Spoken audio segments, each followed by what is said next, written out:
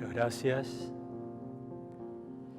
Agradecer a Forum y aquí al Círculo Católico de Obreros por esta invitación, ¿no es cierto?, a hablar sobre la figura tan importante, relevante para la historia argentina, sobre todo para los católicos sociales. La figura del padre Grote, que ha sido el fundador del Círculo, tiene un lugar muy especial en la historia. Está un poco desconocido, por eso es tan importante que los trabajos que se hacen desde el Círculo para promover la figura y sobre todo la obra del padre Grote. Bueno, el padre Grote nació en Alemania, en Münster, en 1853. Era proveniente de una familia de clase media, su padre era imprentero, se dedicaba a imprimir libros. Según lo que él cuenta, el padre Grote aprendió desde muy niño, de 5 o menos de 5 años, trabajando con las letras, acomodando, ¿no es cierto?, como se hacía en aquel tiempo, recordemos las placas, ¿no es cierto?, letra por letra. Así aprendió a leer desde muy niño. Una familia de 3 hermanos, muy católica en la zona de Westfalia, de Baja Alemania, ¿no es cierto? Así que fue criado en un ambiente piadoso, sobre todo por su madre, la cual queda viuda, y Federico se tiene que dedicar también a ayudar a su madre en las tareas de la familia. En el año 1866 se desata la guerra franco-prusiana en el tiempo de Bismarck, y la guerra hace llegar a 2 soldados que tienen la vocación, van a entrar con los redentoristas, una congregación todavía muy pequeña en esa zona de Alemania, los hermanos Enrique Kamm y Antonio Stonhausen. Se van a alojar, Grote ya era adolescente, se van a alojar en su casa y le van a contar la historia de la congregación, de su fundador, San Alfonso, el tema de las misiones, y Grote se siente llamado a la congregación. Estos 2 hermanos luego van a entrar, van a ser hermanos, no van a ser sacerdotes, los van a enviar acá a la Argentina, y Grote, cuando viene aquí a la Argentina, se encuentra con ellos, uno acá en Buenos Aires y otro en Salta. Así cuenta Grote que fue su vocación, ¿no?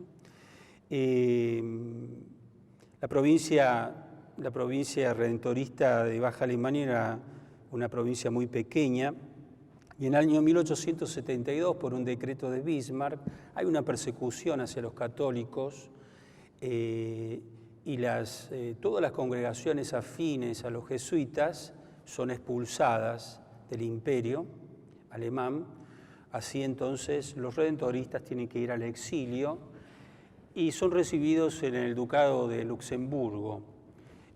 Allí Grote, luego de haber hecho su noviciado, o sea, la primera etapa, sus votos religiosos, es destinado a esa comunidad, ¿no?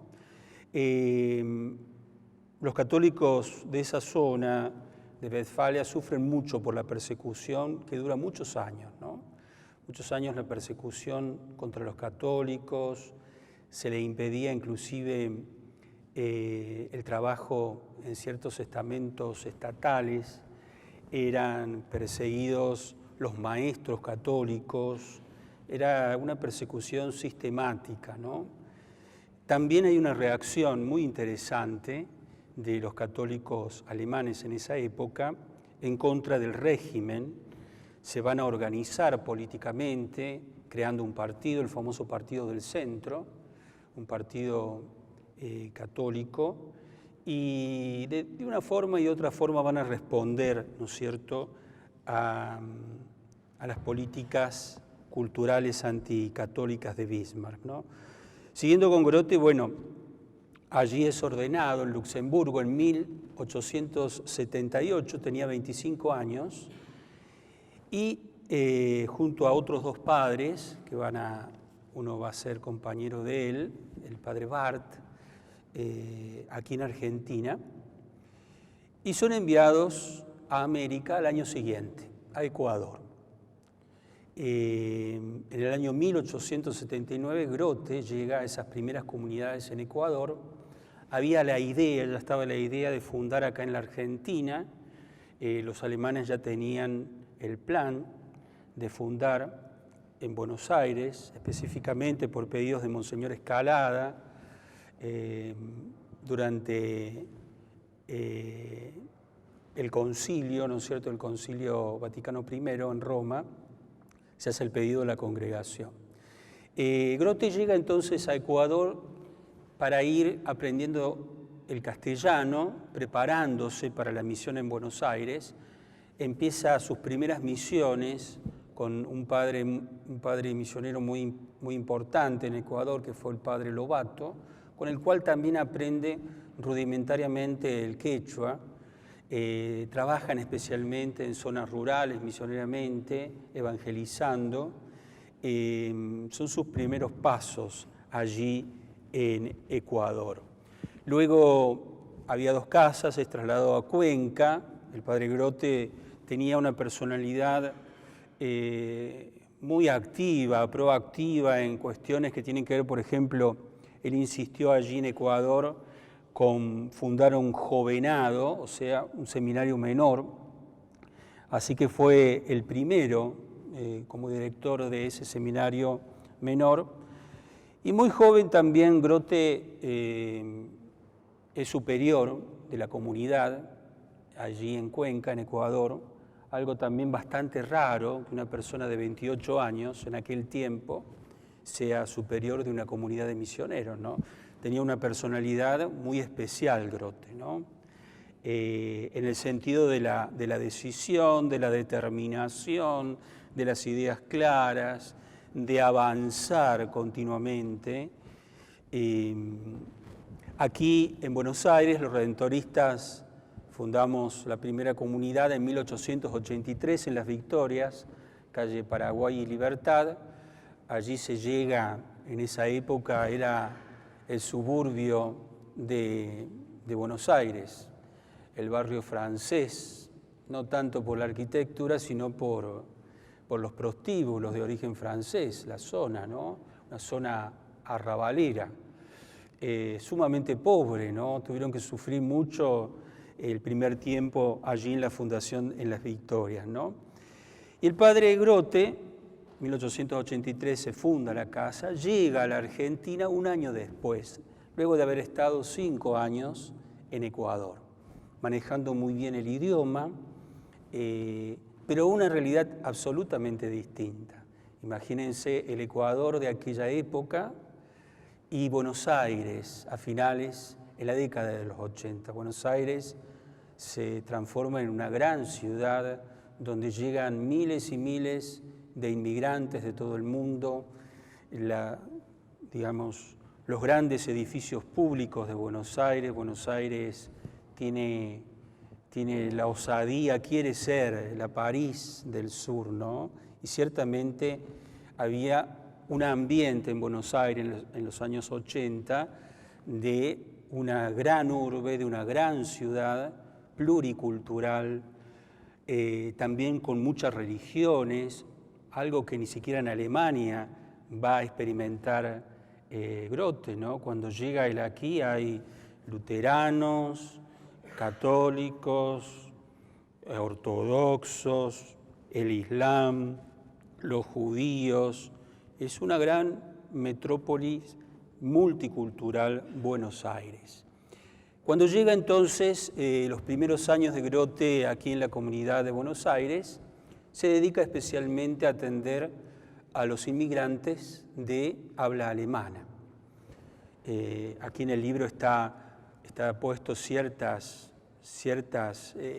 juicios sobre la llegada de aquellos primeros inmigrantes en barcos que llegaban muchas veces enfermos, sin conocer a nadie, llegaban al hotel de inmigrantes, que era en realidad esa palabra dice Grote, no era un hotel, era un gran tinglado donde amontonaban los inmigrantes, los desinfectaban, si alguno estaba enfermo y se moría, iba al crematorio, ¿no? Y bueno, allí Grote hace sus primeros pasos junto a otro padre, un siervo de Dios, el padre Loyódice, también redentorista, que viene efectivamente a trabajar con la gente de habla italiana, sobre todo napolitanos, ¿no? Los dos trabajan allí con los inmigrantes y también atendiendo a los inmigrantes católicos de Buenos Aires, que enseguida se enteran que hay una comunidad aquí en Buenos Aires de padres alemanes, así que también se van organizando los alemanes de aquí.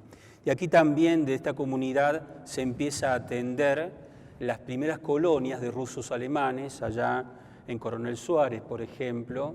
En la Navidad del año 84 se hace la primera misión en Coronel Suárez en alemán, ¿no es cierto?, donde participan algunos de los padres, no el padre Grote. En medio de esa situación cultural de la gran ciudad de Buenos Aires, es que Grote, muy despacio, haciendo otro tipo de trabajo, identifica cuáles son los más pobres. Ciertamente la congregación redentorista, siempre desde el tiempo de San Alfonso, ha tenido pastoralmente esa inclinación de trabajar entre los más necesitados, una cuestión carismática. El padre Grote identifica en aquel tiempo a los más pobres, a los más necesitados, en los obreros de la ciudad de Buenos Aires. Recordemos cómo era el trabajo en aquel tiempo. Era de sol a sol. No había día libre, no había vacaciones, no había jubilación. Trabajaban los niños también en esas jornadas interminables. Mujeres, la cuestión del embarazo era casi una enfermedad. Vivían el obrero, el que trabajaba en las incipientes industrias de Buenos Aires, en el puerto, textiles, la construcción, ¿no es cierto? Muchísimos italianos trabajaron en la construcción de Buenos Aires. Ciertamente el sufrimiento de la gente trabajadora era acuciante. Lo era en todo el mundo, no era solamente aquí. No existían en ese momento ningún tipo de sindicalización todavía. En medio de eso entonces es que Grote, teniendo en cuenta el contexto alemán de lucha contra las políticas anticatólicas, teniendo en cuenta también las pastorales en Italia, es que decide fundar un círculo de obreros, con esa idea. Hay varias cosas que se conjugaron para que esa obra lleve a su realización. Fue en el año 1892. Recordemos, aquí Grote llega en el 84, recién en el 92 es que Grote funda, teniendo también ya mucha cercanía con los católicos sociales. Estamos hablando de Félix Frías, de Emilio Lamarca, de Manuel Estrada, Pedro Goyena, un grupo muy interesante de católicos con una beta social importante. Muchos de ellos trabajaban en la política, muchos de ellos eran representantes del pueblo. Funda el Círculo de Obreros. Algo providencial fue que en el año 91 sale la encíclica Rerum Novarum. La encíclica Rerum Novarum de León XIII es la primera gran encíclica social que trata de responder a las realidades de finales de siglo, a las realidades del hombre de trabajo, a las realidades ideológicas, el naciente socialismo, los movimientos anarquistas, los nacionalismos, la creación de las naciones, las luchas del obrero. Esta encíclica es un empujón, es una encíclica que tiene en cuenta la defensa del obrero, el derecho del obrero. Allí León XIII va a hablar del derecho de huelga. Fíjense, estamos hablando de 1891. El derecho a organizarse de los obreros, ¿no? Incipientemente comenzaba todo el tema de la sindicalización. La Rerum Novarum va a ser muy importante porque el Círculo de Obreros va a recibir el apoyo del episcopado, de los obispos de aquí de Buenos Aires, pero también de los obispos del interior. En ese momento de la fundación de los círculos, en todo el mundo se daba la misma situación. En el año 92, Grote es trasladado a Salta, un año está en Salta. Grote una cosa que me olvidé, una anécdota para verlo a Grote en sus formas de ser, cuando lo comunican el traslado a Buenos Aires, cuando estaba allá en Ecuador, él pide permiso para hacerlo a pie, a mula. Lo normal sería tomar un barco, ¿no es cierto?, en Ecuador y llegar vía Montevideo a Buenos Aires. Él decide, recibe el permiso, se lo dan, y está 67 días de camino en mula, predicando por los pueblos, en medio de los valles, en medio de las montañas, pasa por Ecuador, pasa por Bolivia y llega a Salta, ¿no? De allí toma el tren, en Salta había tren hasta Salta. Imagínense la Argentina de aquel tiempo, la diferencia, ¿no? Había un tren a Salta. De allá toma el tren y llega a Buenos Aires. Y así entonces está un año simplemente en Salta y nuevamente es trasladado a Buenos Aires y retoma con gran ímpetu la obra de los círculos de obreros. En ese año, en ese interín, otro siervo de Dios, un laico, don Antonio Solari, un gran trabajador y mano derecha del padre Grote, aquí en el Círculo y en muchas obras más en las Victorias, se queda a cargo, ¿no? En el año 97 el padre Grote es nombrado superior aquí en las Victorias, rector de la casa, y comienza ese trabajo tan interesante del Círculo de Obreros. Hacia el año 1880 en Argentina tenemos que nombrar a los presidentes liberales, ¿no es cierto? Mitre, Sarmiento, Avellaneda. Cuando llega Grote está en su primer periodo el general Roca, ¿no? Con una ideología, por supuesto, refractaria a todo lo que es católico, pero al mismo tiempo con un ímpetu civilizador, las escuelas, la universidad, el tema científico, el tema de lo civil. Bueno, Argentina en ese tiempo, ¿no es cierto?, se puede decir muchas cosas de los liberales, pero en los años 80 Argentina pasa a ser un pueblo rural, a ser un gran país, ¿no es cierto? Se organiza, ¿no? En el tiempo de Roca se organiza el Ejército Nacional, algo que decimos nosotros, antes no había Ejército Nacional, cada provincia cada caudillo tenía un ejército a su nombre, y en el interior había caudillos más chicos que tenían otro ejército. Se organizan las provincias, luego de varias batallas, de guerras civiles, en algunos casos se llega a la organización nacional. Pero bueno, es recibido por ese ambiente liberal en Buenos Aires, ¿no? Un ambiente pseudo-democrático, porque en realidad las elecciones muchas veces eran dirigidas, había mucho engaño en las elecciones, pero había cierta libertad de prensa, libertad de culto, libertad ideológica, de expresiones. Era una ciudad muy interesante, una ciudad profundamente cultural también en aquel tiempo. Cuando se funda el Círculo de Obreros, es obispo de Buenos Aires, Monseñor Aneiros, un hombre de mucha lucha en la Iglesia argentina. Él supo ser representante de la provincia, diputado por la provincia de Buenos Aires.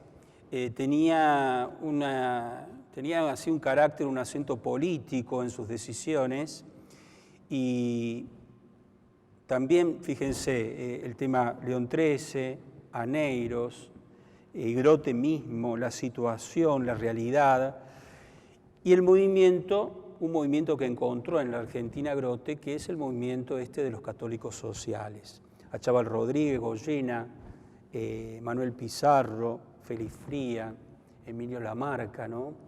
Que van fundando otros espacios, ¿no? Culturales también, en muchos casos enfrentados a los liberales en primer lugar y luego a los anarquistas y a los socialistas.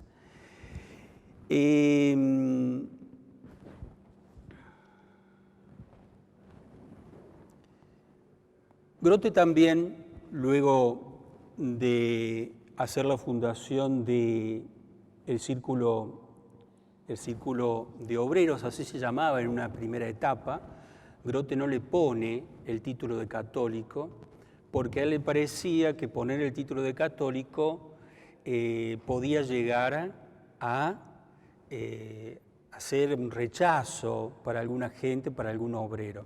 Se llamaba Círculo de Obreros.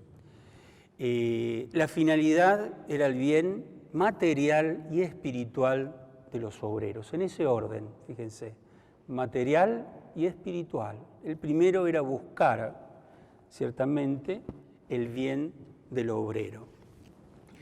En los estatutos del Círculo Central dice: esta es una asociación que se funda en la capital de la República Argentina con el fin de defender y promover el bien material y espiritual de la clase obrera en marcada oposición a la funesta propaganda socialista, ¿no? Ya en aquel tiempo el socialismo, ¿no es cierto?, los inmigrantes venían con su ideología, alemanes, italianos, españoles,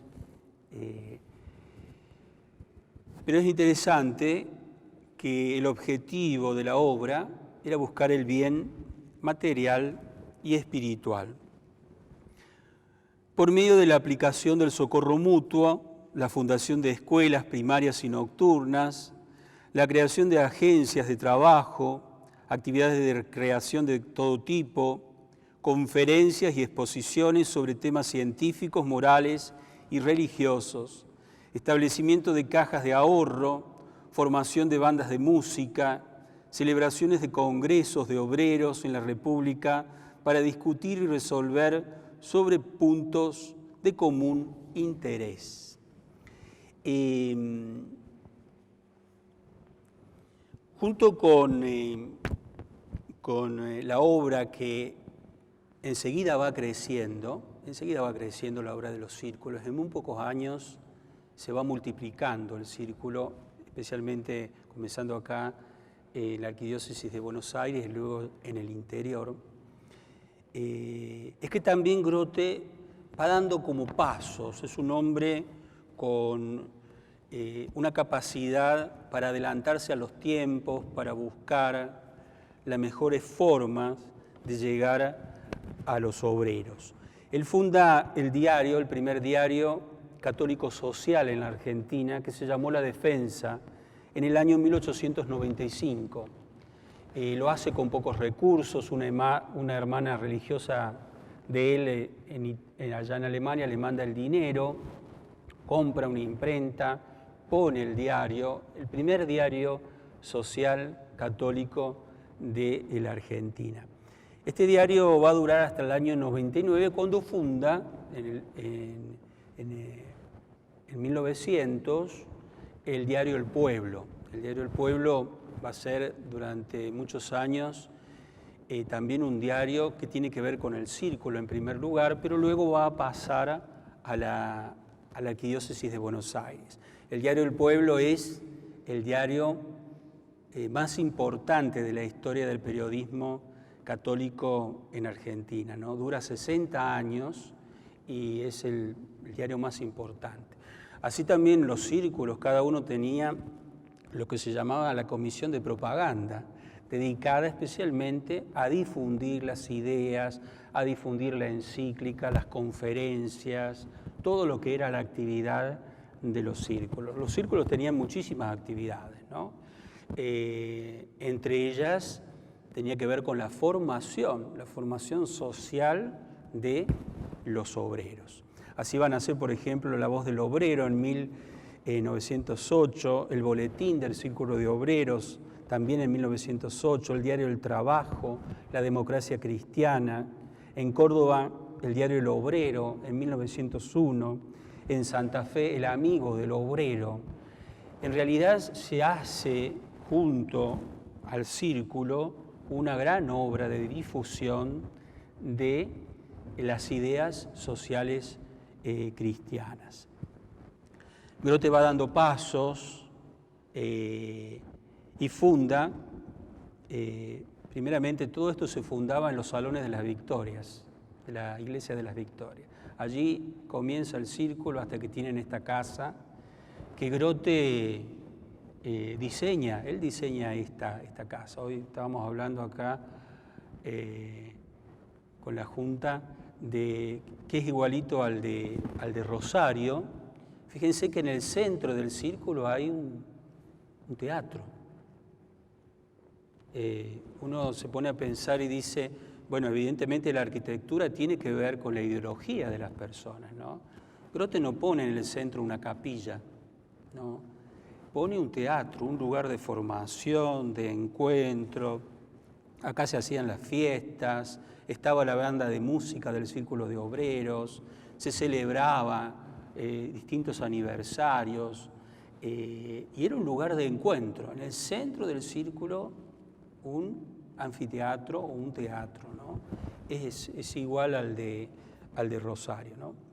Allí entonces en Las Victorias, antes de tener esta sede, se funda el Círculo Universitario Antisocialista, que es un centro de estudios de la doctrina social, que tenía en aquel tiempo la apologética, estaba muy de moda, ¿no? Había que contestar, había que responder con argumentos, había que argumentar mejor que el contrincante, ¿no? El Círculo Universitario Antisocialista en 1897. Y el Círculo de Estudiantes en 1898, donde participó Alfredo Palacios, que luego va a estar en el Círculo y luego va a salir y va a entrar a las fuerzas socialistas. Recordamos la historia de Alfredo Palacios. Los círculos enseguida comenzaron a poner escuelas para niños obreros a la noche. Fue una de las primeras iniciativas. Había muchos niños que no tenían educación, que no podían ir a la escuela pública, porque estaba la escuela pública, laica y gratuita, ya formada en el tiempo de Roca, pero como trabajaban todo el día y no había escuela nocturna, esos niños no tenían ningún tipo de formación. Crean la primera escuela para niños trabajadores, para niños obreros. Allí trabaja mucha gente del Círculo, mucha gente también en relación con Antonio Solari, los vicentinos, y también de la Iglesia de las Victorias, ¿no? Hay una fuerte confrontación ideológica con los anarquistas y los socialistas, que quieren, por supuesto, tomar el tema obrero como una causa de defensa, evidentemente, tenía una causa de defensa, pero va a ser criticada evidentemente por los fines propios. El anarquismo, el fin es sin Dios y sin amo, ¿no es cierto? El socialismo todavía no estaba, las concreciones de la Revolución de Octubre, todavía recordemos que ni siquiera estaba la Revolución de Octubre, pero la finalidad era también la dictadura del proletario. Frente a esto, Grote empieza un tema de confrontación, no solamente a nivel cultural, sino de calle. Para él había que tomar la calle. Para esto se crean los mítines, ¿no? Que se alquilaba, por ejemplo, un teatro y se presentaban distintos oradores, socialistas, anarquistas y católicos, que iban con sus barras, ¿no? Y era una cosa, era de haber sido un espectáculo aquello, porque entre aplausos, silbidos, preguntas, las famosas disputas, ¿no? Que eran muchas veces en la calle, muchas veces en lugares cerrados, pero Grote insiste que el círculo tiene que salir a la calle, tiene que tomar la calle. El obrero está en la calle y allí tiene que ir el círculo. En aquel tiempo el círculo era una obra de varones, solamente de varones. No había mujeres en esa obra, una cosa muy rara en la iglesia, ¿no? Cuando hablamos de los obreros tenía que ver con los varones. Así entonces hacían mítines, muchos sacerdotes de las distintas parroquias se formaron en este nuevo movimiento. Algunos de ellos luego van a ser obispos, ¿no? Monseñor Orsali, por ejemplo, Monseñor Terrero, Agustín Boneo, Monseñor Boneo, y muchos otros sacerdotes compartían este ideal de los círculos de obreros. Y trabajaban con los hombres del círculo en estos mítines, en este trabajo de ir a la calle, a una plaza, a tratar un tema, a proponer un tema. Es muy interesante porque hay anécdotas muy graciosas en algunos casos, ¿no? Por las peleas, porque a veces llegaban a la violencia. Graciosas digo porque a nosotros nos parecería algo gracioso que dos hinchadas se peleen por algún principio de forma violenta muchas veces. Pero generalmente se hacía dentro de un ambiente, primero de respeto, de libertad, como era en aquel tiempo, pero a veces se llegaba también a las manos, ¿no?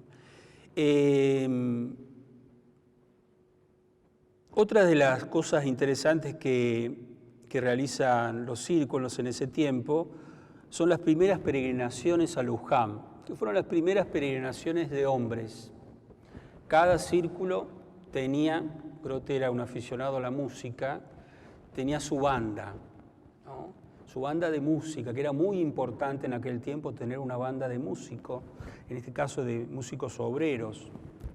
Y fueron las primeras peregrinaciones de hombres a Luján, algo que llamó mucho la atención a los periódicos, no solamente en los periódicos católicos, esto se reflejaba en La Nación, por ejemplo, y en otros, inclusive en la vanguardia socialista, era causa de risas, era causa de bromas, ¿no es cierto?, sobre los católicos. Fíjense que vamos a ver la mentalidad de Grote con este tema de Luján.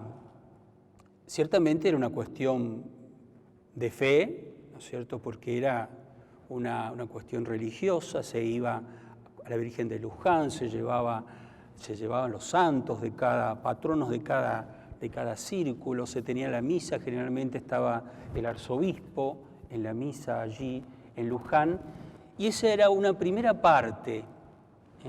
Había como un doble propósito en las manifestaciones, en las peregrinaciones a Luján. Se reunían los que podían ir, iban en tren desde Once hasta Luján, y a la vuelta los esperaban todos los que no habían podido ir a participar.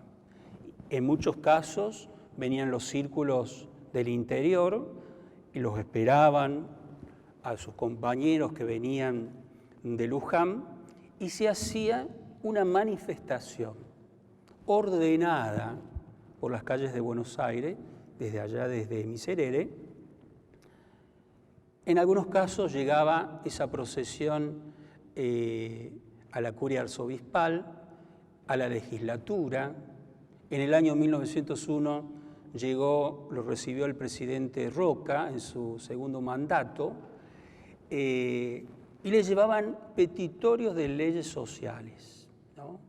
Todo aquello que trabajaban durante el año, por ejemplo, el descanso dominical, la ley del trabajo de mujeres y menores, las 8 horas, ¿no? Estaban todos esos pedidos, y entonces se hacía, fíjense, tenía ese doble propósito la peregrinación a Luján. Una parte era la cuestión religiosa, de afirmar, ¿no es cierto?, la condición, la fe, y la otra parte que tenía que ver con una manifestación. Hay trabajos de historia sobre esas manifestaciones donde muchas veces los anarquistas salían a tirarle piedras, a gritarles, a insultarlos, a estas filas, que muchas veces eran de 5.000 hombres, ¿no? Con sus bandas de música, todos muy disciplinados, y bueno, por las calles de Buenos Aires en el 900, ¿no?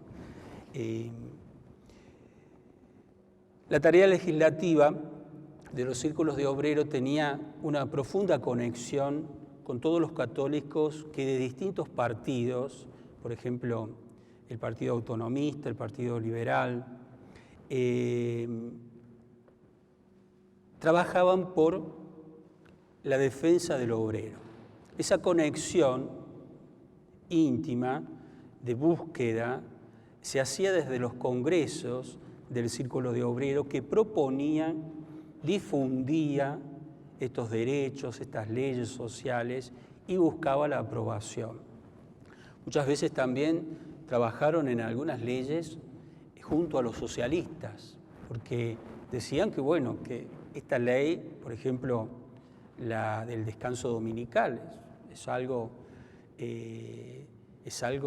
necesario, ¿no? La presentaban muchas veces juntos, ¿no? El trabajo de las 8 horas, la legislación del trabajo de mujeres y de niños. Y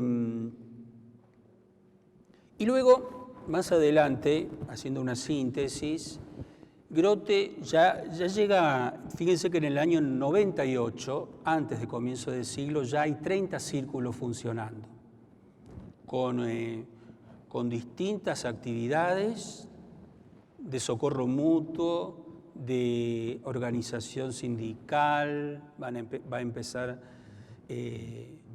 muy de a poco esto, ¿no? Va a haber 30 círculos en el año 98 y van a ir creciendo. Grote, en su función de superior de nuestras casas, misionaba también por toda la Argentina, y cuando podía fundaba un círculo. Después de la misión convocaba a los hombres con interés. Así se fundó el Círculo de Catamarca, luego de una misión, el Círculo de Santiago del Estero, luego de una misión, el Círculo de Salta, luego de una misión. Grote predicaba la misión y luego se dedicaba, estaba 1 o 2 semanas atrayendo gente, buscando gente, fundando el círculo. Así en el interior de Buenos Aires. Era un hombre que tenía una atracción muy especial, también carismática en toda la cuestión social. Y da otro paso el círculo, seguimos más adelante, hacia el año 1900, hay una gran organización sindical de extracción anarquista. Los primeros grandes sindicatos son organizados por los anarquistas, ¿no? Y Grote ahí también insiste en dar un paso, y va a ser el de la fundación desde los círculos de sindicatos para obreros, pero no, por supuesto, con la ideología socialista, sino desde la doctrina social de la Iglesia, de Rerum Novarum, desde la valoración, ¿no es cierto?, evangélica de la sociedad civil dentro de las libertades, y van a defender específicamente el tema de la democracia, ¿no? Va a ser uno de los gatillos insistentes a la hora de apuntar contra socialistas y anarquistas en aquel tiempo.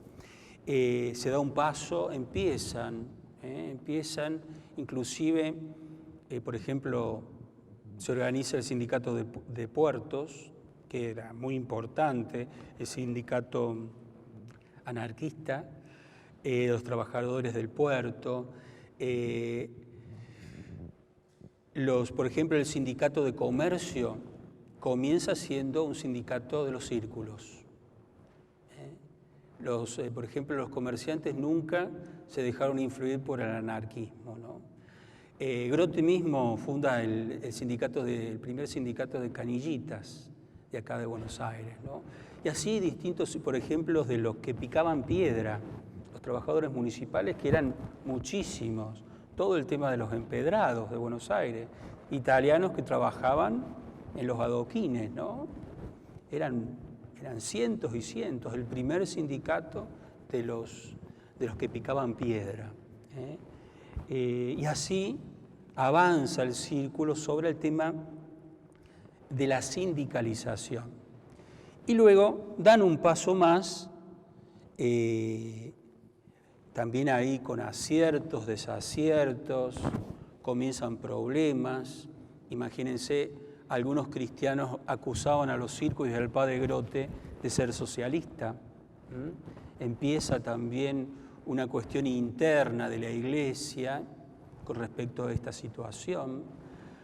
Así que fueron momentos difíciles, los mismos miembros del círculo.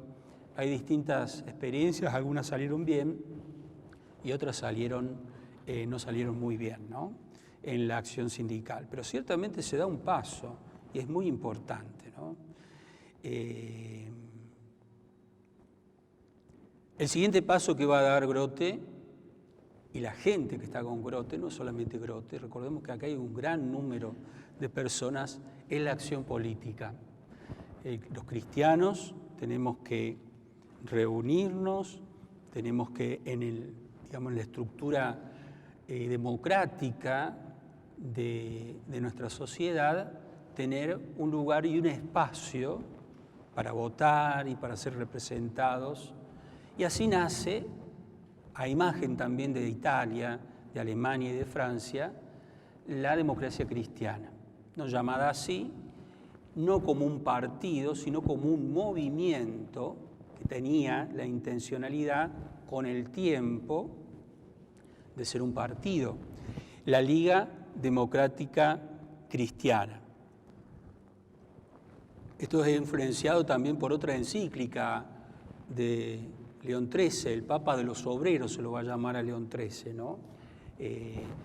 Graves de Comuni, que insiste en el tema político, apoya León XIII el incipiente movimiento de la democracia cristiana en Italia, en Alemania, en Francia, en otros países también. Y así aquí en los Salones de las Victorias se crea por fuera, en cierta forma, del círculo, por otra, eran todos gente del círculo, ¿no?, se crea la Liga Democrática Cristiana, que va a ser un movimiento muy importante en aquel tiempo. Va a recibir a muchísimos católicos que estaban como flotando en esta cuestión de la participación política en una estructura democrática, ¿no? Va a recibir gente, por ejemplo, exalumnos salesianos, mucha gente de la universidad que sale, de la universidad, católicos que no tenían espacio. El espacio era, recordemos, liberales, conservadores que empezaban, socialistas, anarquistas, pero el anarquismo no tenía, digamos, un partido político. Siempre se estaban peleando con los socialistas le decían a los anarquistas una cosa, no se aguantaban entre ellos, pero tenían a veces un mismo ideario, ¿no? Así entonces se crea, se da este paso de la acción política, comienza un proceso muy interesante, la democracia cristiana, primero como un movimiento, como una asociación, como un lugar de formación política para bases políticas de la doctrina social, teniendo en cuenta la doctrina social de la Iglesia. Tenía, por supuesto, todavía una fuerte influencia de los obispos sobre ellos, ¿no? Que va a ser el motivo por el cual va a fracasar la democracia cristiana en Argentina. Hacia el año 1920, directamente desde acá, desde Buenos Aires, por cierta independencia de la democracia cristiana, con aspectos que tienen que ver con la curia, se le corta la cabeza, digamos. Termina la democracia cristiana, toda esa gente, por ejemplo en Rosario había solamente en la ciudad y en las afueras de la ciudad 15 centros de la democracia cristiana funcionando. El obispo Boneo, Agustín Boneo, primer obispo de Rosario, apoyaba profundamente la acción de la democracia cristiana. Están las cartas, no solamente por cartas, sino también por cartas pastorales, apoyó la acción. Era un hombre, Agustín Boneo, que había nacido en la espiritualidad del Círculo de Obreros.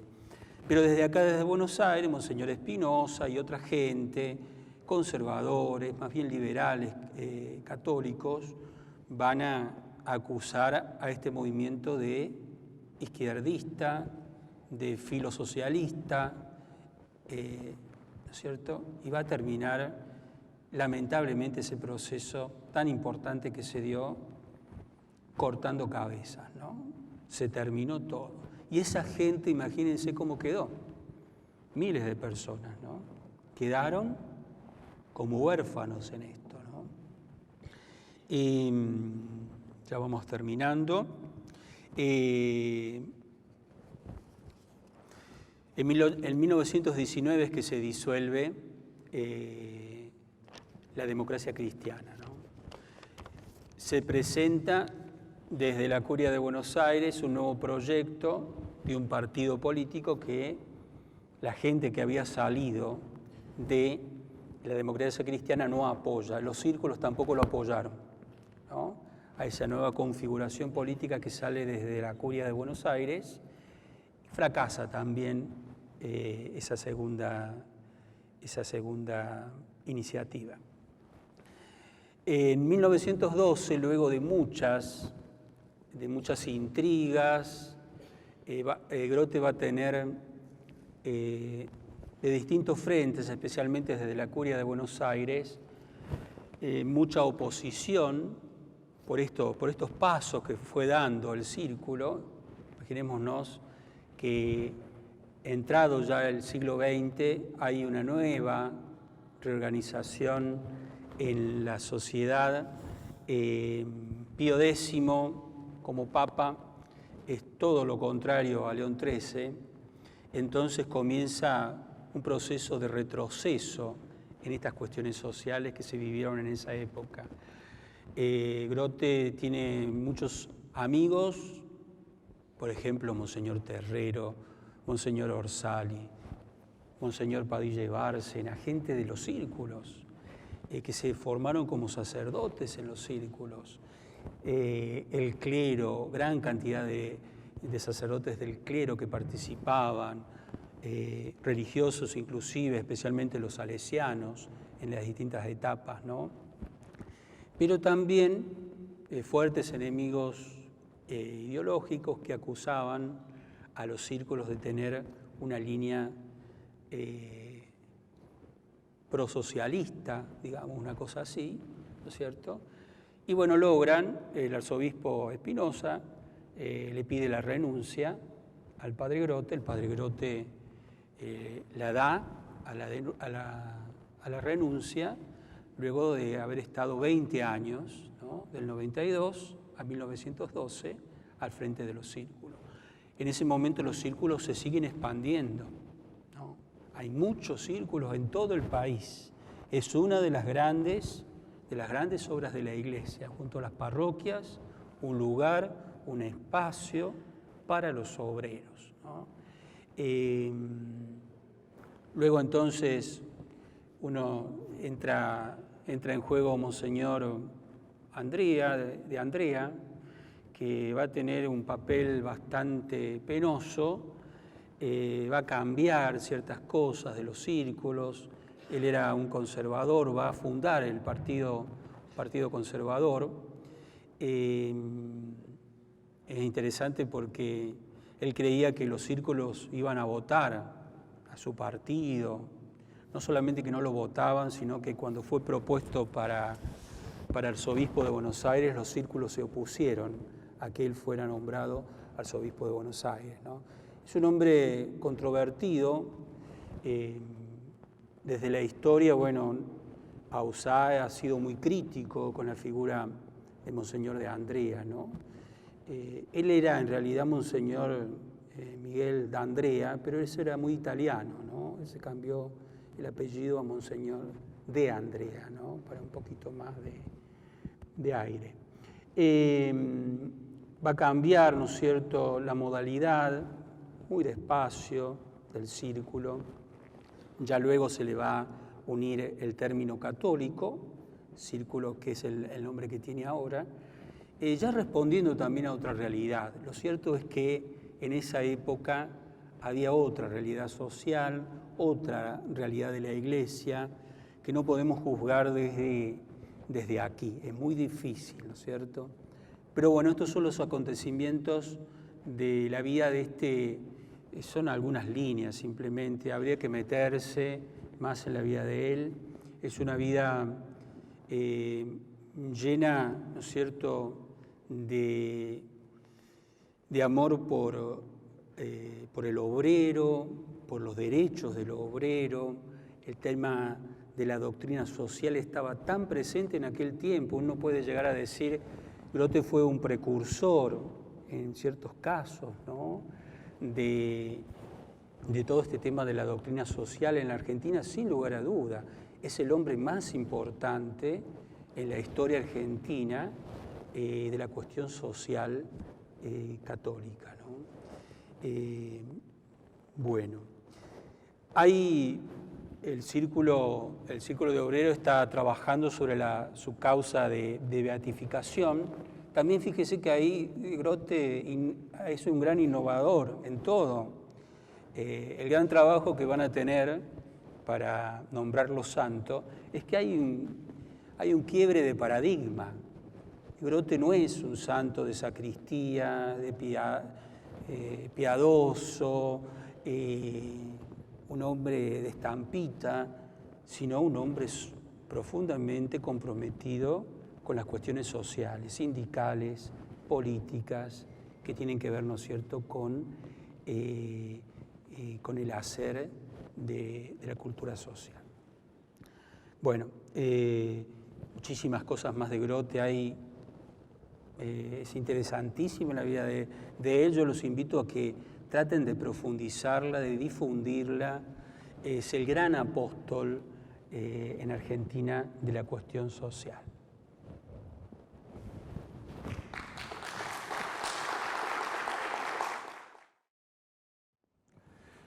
El padre Grote, la primera comunidad redentorista, también son siervos de Dios, el padre Loyó, dice, italiano, el padre Didier, luxemburgués. Pasamos otra. Esta es una de las manifestaciones a Luján de uno de los círculos, fíjense, todos hombres, su patrono San José. Algunas fotos son muy antiguas, ¿no? Este es el círculo central. el padre de las Casas, que era el rector de la iglesia del Pilar. Era en 1901, es la foto de, acá está don Antonio Solari, siervo de Dios. Y el padre Grote en la puerta de Luján. Pasamos. También aquí es una foto no muy de la revista Caras y Caretas, aquí está el padre Grote, que va con la cruz en la mano, y acá podemos ver la banda de música de uno de los círculos. Cada círculo iba con su banda de música. Entraban en procesión con sus estandartes, sus músicos, en este caso ya a la basílica. Otra.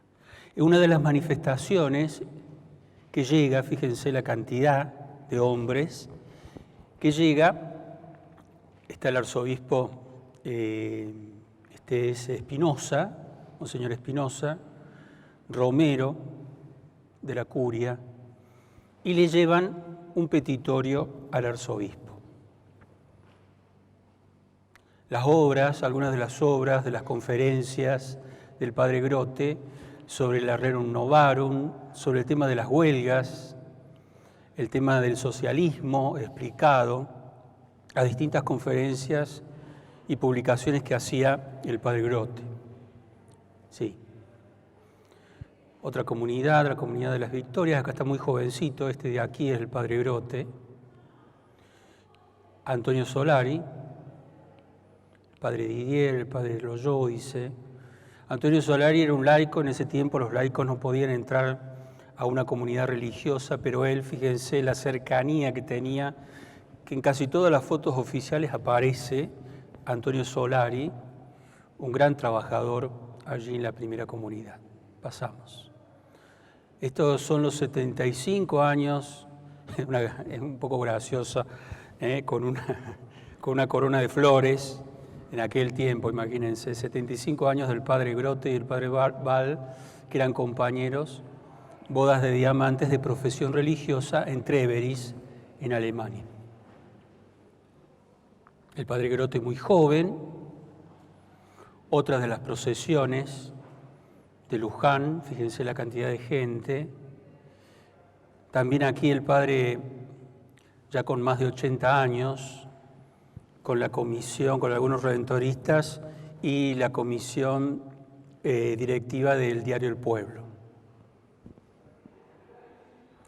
El padre Grote acá con una muleta, también grande ya.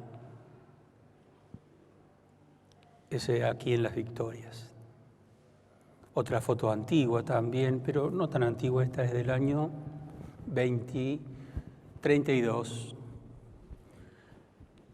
El de brazos cruzados del padre Grote, acá está don Antonio Solari y la comunidad de las Victorias. Es una foto histórica, la famosa Revolución del Parque, los radicales, 1990, se realiza entre la Plaza Libertad y la Plaza Lavalle. Estas son las tropas del gobierno. Más allá estaban las tropas revolucionarias. 3 días fue la Revolución del Parque y las Victorias quedó en medio. Había un grupo que estaba en misa, que estuvo un día encerrado. Tuvieron que tirar una pared del lado para entrar al asilo de las Vicentinas para poder salir por la batalla. La torre quedó casi destruida porque el gobierno la tomó para francotiradores. Esta es una foto histórica de nuestro archivo, la Revolución del Parque. Seguimos, las Victorias, el Convento Nuevo. Este es el Círculo de Rosario. Fíjense qué parecido que es el frente. Seguimos. Bueno, esta es una obra. Es una obra de 1894 de la Cárcova, Sin pan y sin trabajo, que está acá en el Museo Nacional, que es interesante porque habla de todo el tema de las huelgas, el tema de la falta de trabajo, una fábrica tomada por los anarquistas, el ejército que viene a reprimir, una mujer famélica, casi sin pechos, dando leche a su hijo, un hombre sin trabajo con su puño así como de bronca, ¿no es cierto? Es una obra que muestra muy bien la época, ¿no? La época de finales del siglo. Bueno.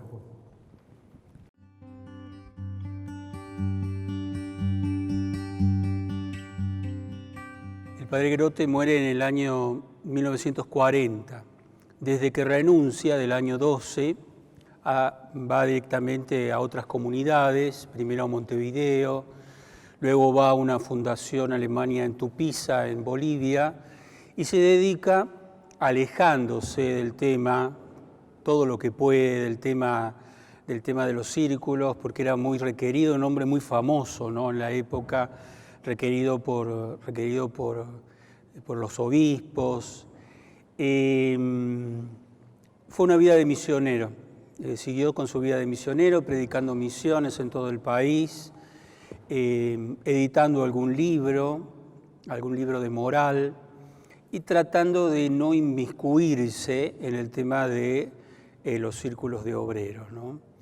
Le habían pedido eso, la congregación, y bueno, él se alejó todo lo que pudo, si bien mantuvo mucha correspondencia con distintos miembros de los círculos, con distintos miembros de la democracia cristiana, por ejemplo. Ahí en nuestro archivo tenemos ahí la correspondencia entre él y el señor Tesi de Rosario, de la democracia cristiana, donde, bueno, sigue manteniendo su correspondencia, sus amistades, pero va a ser una vida sobre todo de misionero. Va a morir acá en Las Victorias en el año 1940, ¿no? Con más de 80 años, una edad para aquel tiempo bastante, pocas personas llegaban a esa edad, ¿no? Sí.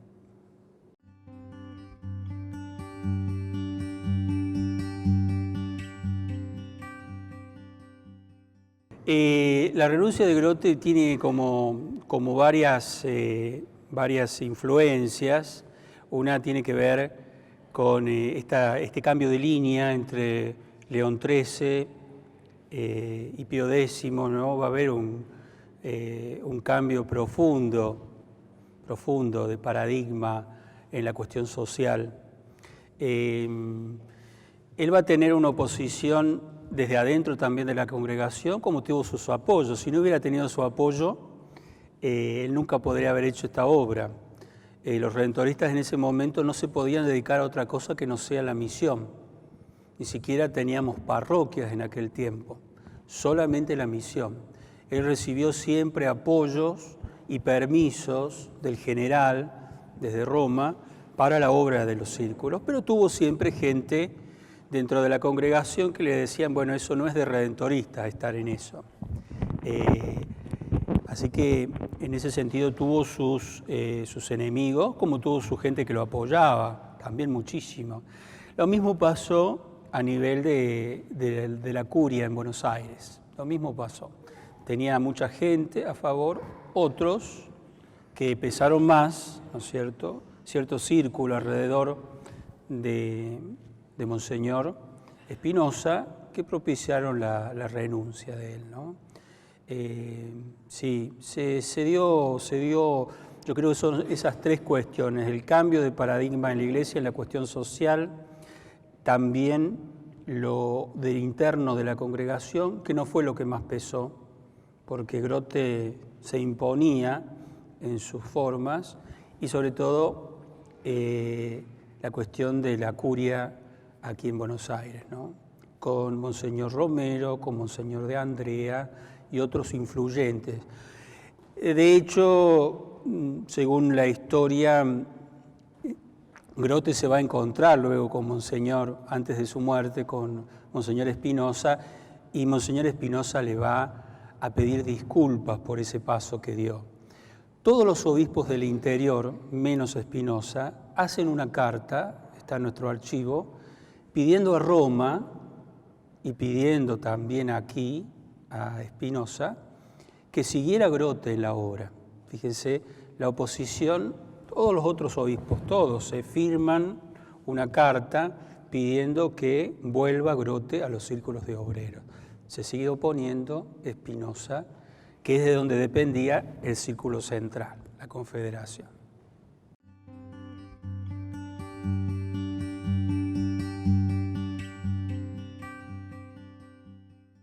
Está aquí en el panteón del Círculo de Obreros de la Chacarita.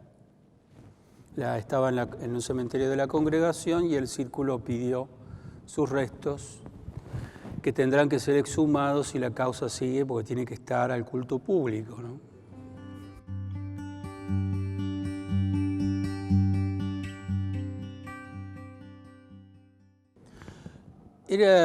Era una forma que se usaba muy en uso en aquel tiempo, que sí, creo que la trae desde Alemania. Hay círculos de obreros en Alemania, en Italia y en Francia, con ese nombre, ¿no? Aquí también en Buenos Aires había otros círculos con la misma idea de una asociación, como acá, ¿no es cierto? Tenían que ver con la pastoral de la iglesia, eran parte de la pastoral de la iglesia. No era ni un movimiento, ni era... Imagínense que en aquel tiempo no había tampoco ni Acción Católica, estaban los vicentinos como movimiento social, con caridad de tipo vicentina, de dar de comer al que tiene hambre, de vestir al desnudo, de educar al que necesita educación, las escuelas para pobres, pero no había una institución como esta dentro de la iglesia, ¿no? Siempre el círculo fue una institución de la iglesia, ¿no?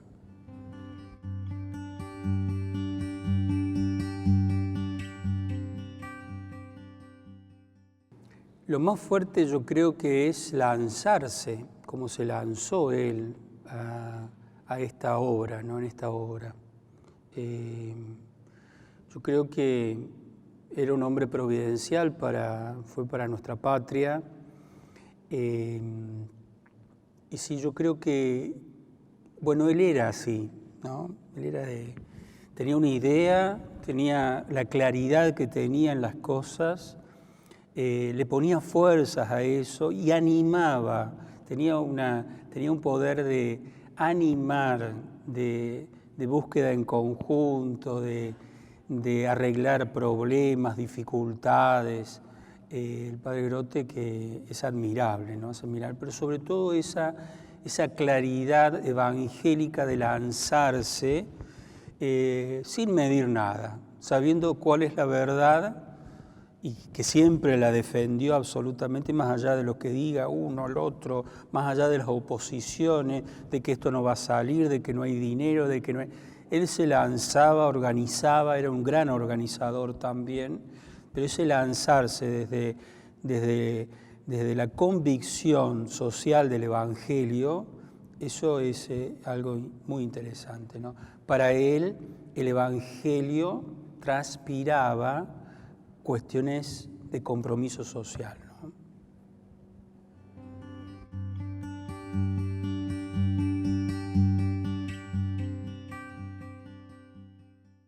Bueno, era un hombre de su tiempo, profundamente obediente, tuvo cargos de mucha responsabilidad también en la congregación, fue visitador superior de toda la Argentina y de parte de Brasil, y supo obedecer el momento que le tocó obedecer.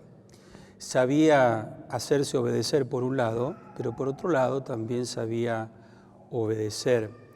Por ejemplo, cuando fue el pedido de renuncia, desde la Curia de Buenos Aires primero se lanzó a los medios de que habían sido los redentoristas que le pedían al padre Grote la renuncia. Ni él ni la congregación, nada, en absoluto, en absoluto.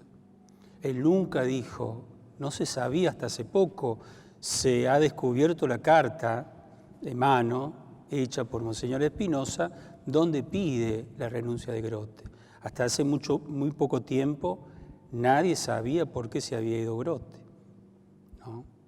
Es un hombre obediente, él dice en algún momento, yo tengo que cargar con mi cruz y la cargo con alegría, con esperanza. Un hombre evidentemente con un grado de esperanza, de confianza en Dios absoluta, ¿no? Para él era la voluntad de Dios y así lo hizo, ¿no? Sí, se mantuvo alejado, sí. Tuvo la intención en algún momento de querer volver. Los obispos del interior insistían con el tema, pero desde Roma le dijeron que no, ¿no? Si Monseñor Espinosa se oponía a la situación, que más bien se alejara del tema, y eso es lo que hizo Grote, ¿no? Él obedece estoicamente, pero bien, digamos, no anduvo arrastrado. Él hizo su vida de misionero, no vivió en la oscuridad. Le pedían por ahí conferencias, daba conferencias muchas en Uruguay sobre el tema social, como alejado. No estaban en contacto, estaban en contacto, pero no estaban federados los círculos uruguayos con los argentinos, así que por ese lado siguió en contacto, pero siempre en un plano más bien.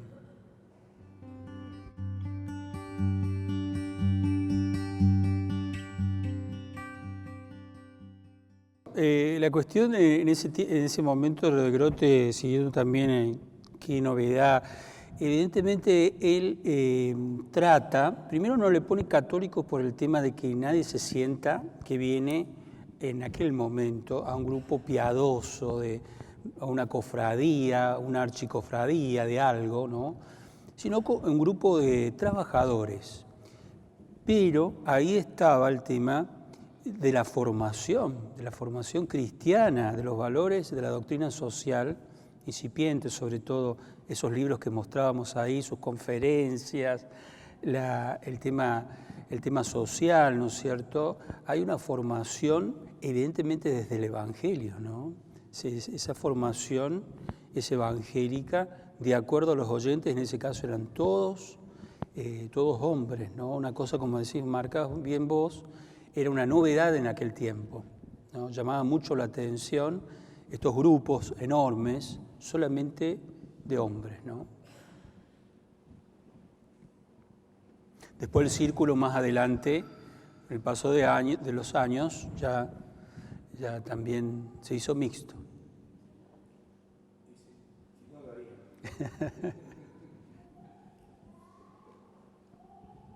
Muy bien, agradecemos mucho al Padre Echeverri por esta conferencia. Muchas gracias. Muchas gracias.